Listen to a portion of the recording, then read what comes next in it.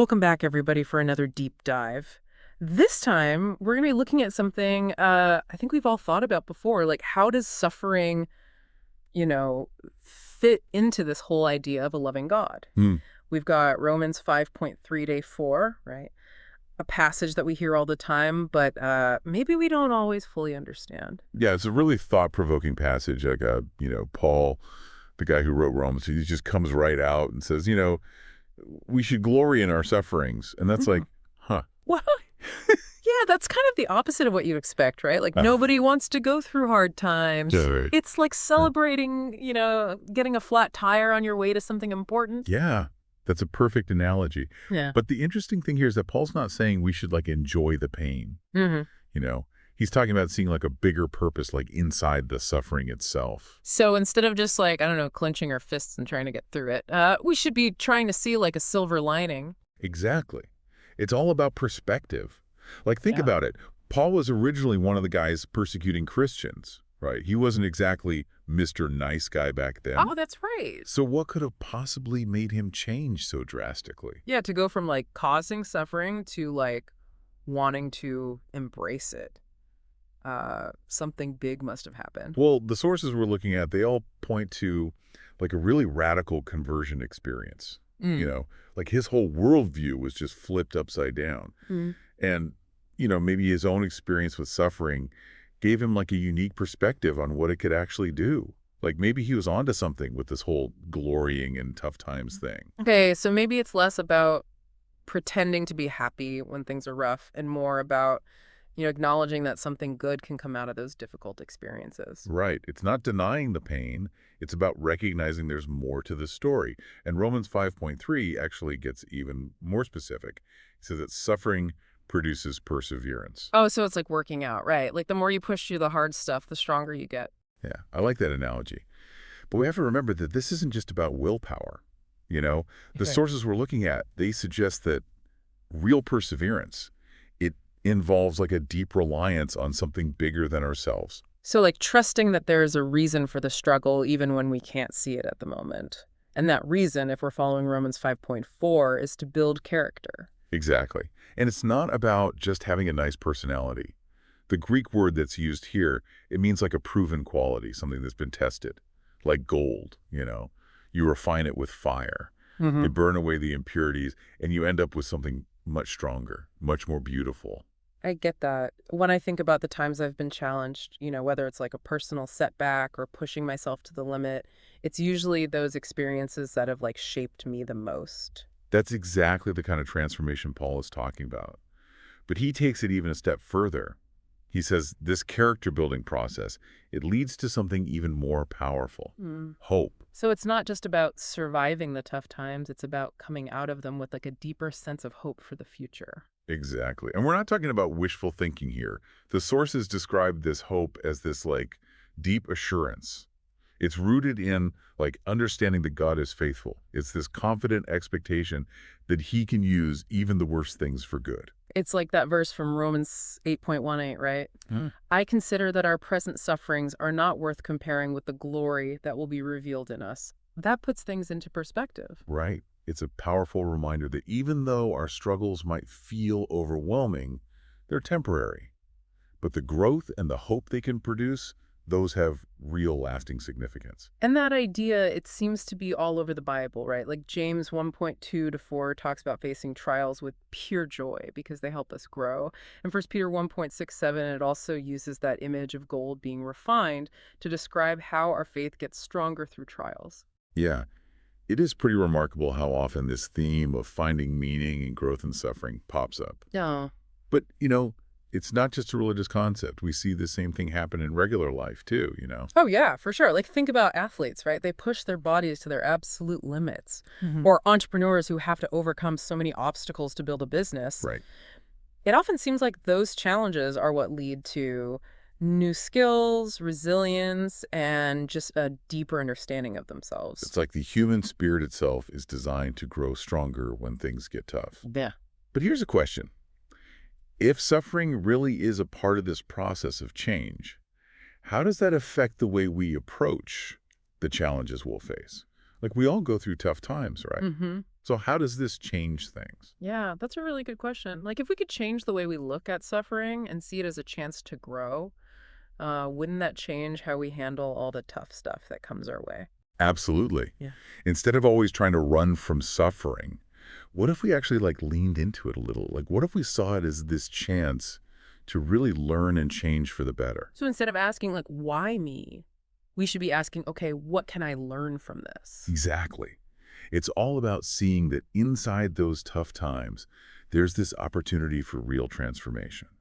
Remember that idea of glorying in our sufferings. It's not about liking the pain itself, but about seeing that something good can come from it. So it's not about pretending everything's perfect when it's not. It's more like having this mindset that says, all right, this is hard, but I trust that God's using this to make me stronger. Yeah, that's a great way to put it. And that change in how you think about it, it can be so powerful. Instead of feeling like a victim, like things are just happening to you, you become someone who's actually part of their own growth. It's like we're taking charge, even when things feel unfair and painful. We're choosing to believe that there's a reason for it all, even if we don't know what it is yet. Right. It's about faith, but not just faith in some far off way. It's faith that's actually working in our lives, Mm. even when we're struggling. And that brings us back to hope, right? That seems to be the big thing that comes out of this whole process. But it's not just any kind of hope. Our sources described it as something way deeper than just wishing for things to get better. Exactly.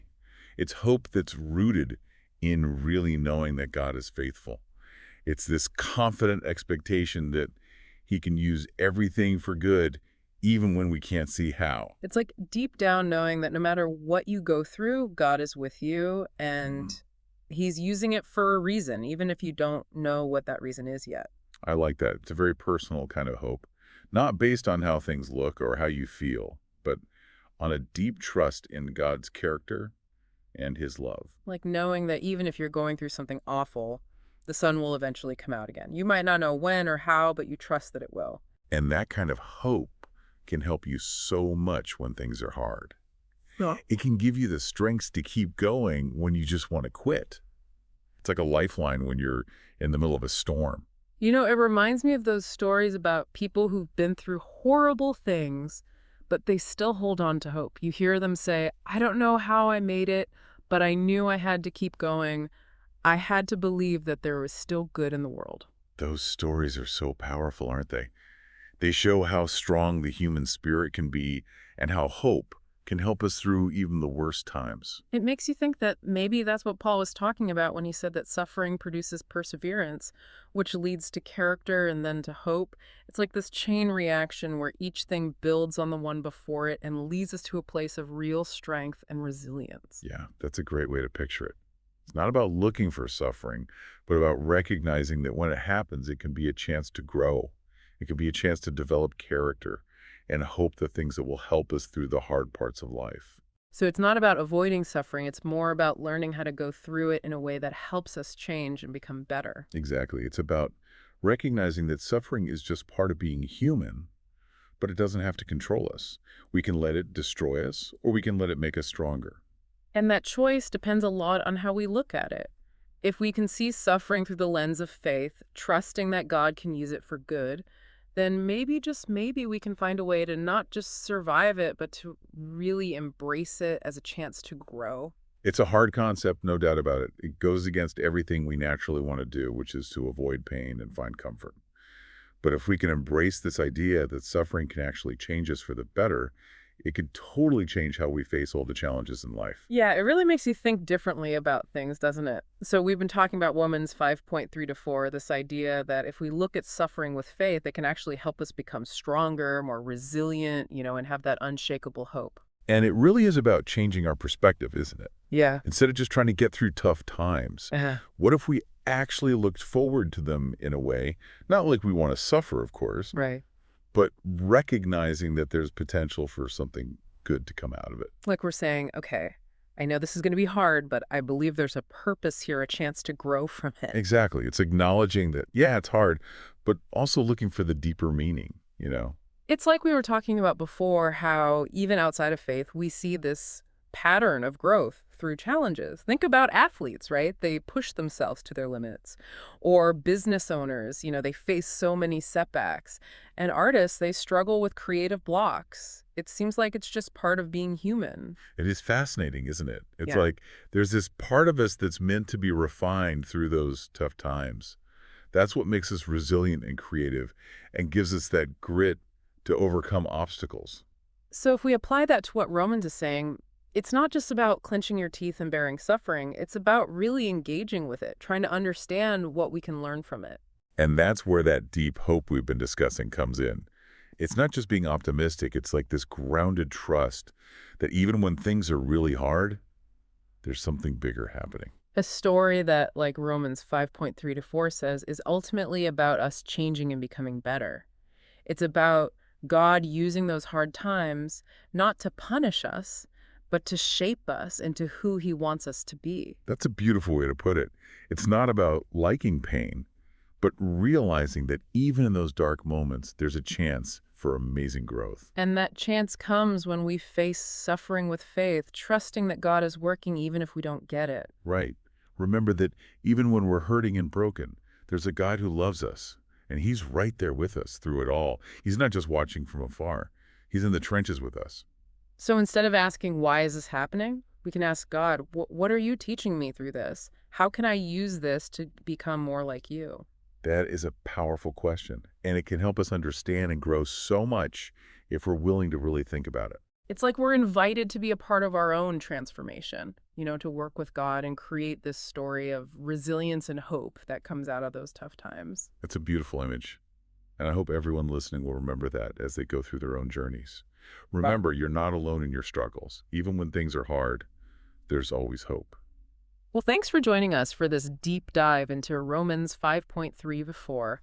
It's a challenging passage, but it gives us this amazing perspective on how we can look at suffering and find meaning and growth in the middle of it. It reminds us that even when things are hard, we never have to give up hope. That's right. Until next time, keep searching, keep asking those tough questions, and keep diving deep.